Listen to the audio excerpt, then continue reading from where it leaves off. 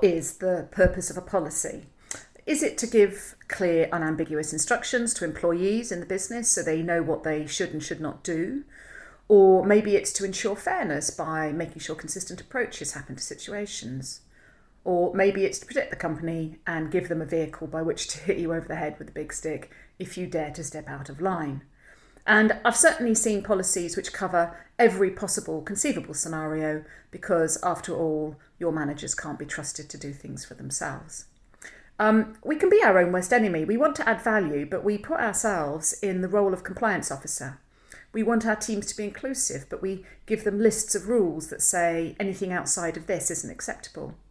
We want them to be accountable, but we take away their ability to be so. We want employees to innovate and take amazing decisions, but all our documentation is about what we'll do to them if they don't follow the rules. Now, I know I'm being a bit flippant here. I do know companies are trying to help managers, make them feel safe in tackling potentially tricky situations by giving them the answer. I just don't think it works. I really think it just takes away the ability of our people to think for themselves. I also think it basically comes down to a question of trust. Do we trust our employees to do the right thing? If we do, we don't need to tell them what the right thing is. And if we don't, well, then we've got a whole other problem.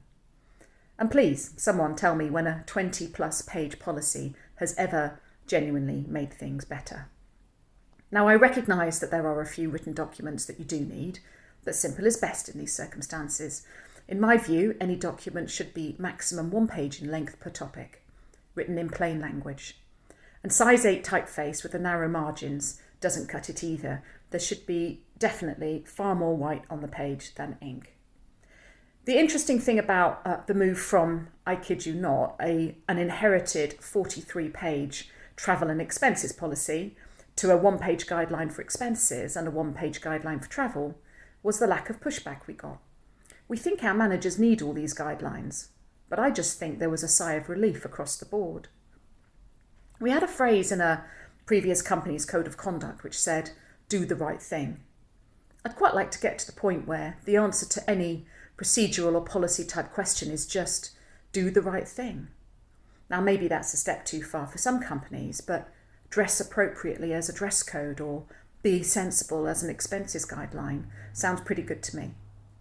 What about your companies? Can you make it so that you only have, let's say, a maximum of 6 1-page HR guideline documents? Let me know.